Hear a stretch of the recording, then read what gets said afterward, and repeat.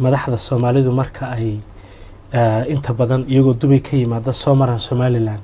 in lagu handado oo qaar ay xarig ku mutaystaan marka arinta hadii madax Ethiopian iyo dhulkiina maraan u maleyn maayo inay dhibaatada mudan lahaayeen marka maxay ku dhacday in madaxda Soomaalidu iyagoon waxba dambi ah gaar galin oo inay dawladda un madax ka yihiin waxay taa dhacday dad Somaliland oo ka sheeg marka la arkay berbera iska dhex socdaan ma Hargeysa de waxa weeye nin Kristaan oo kale diintiisa fadhiya ma ogaanaysa hadii nin Kristaan diin fadhiyo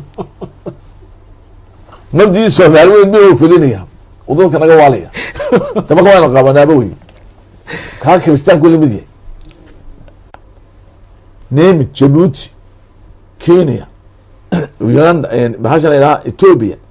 mid kastaba ma ogola in dawlad Soomaali adag samaysanto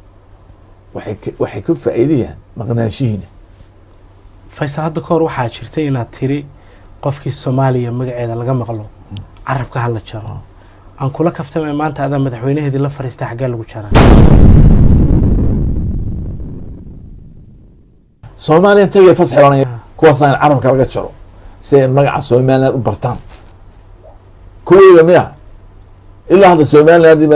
yani saan u fahmay kuwaasaan la hadiyay magaranaysa صباح اللي دلالنا يا فول حمدينا وخات كشونا ما شاء الله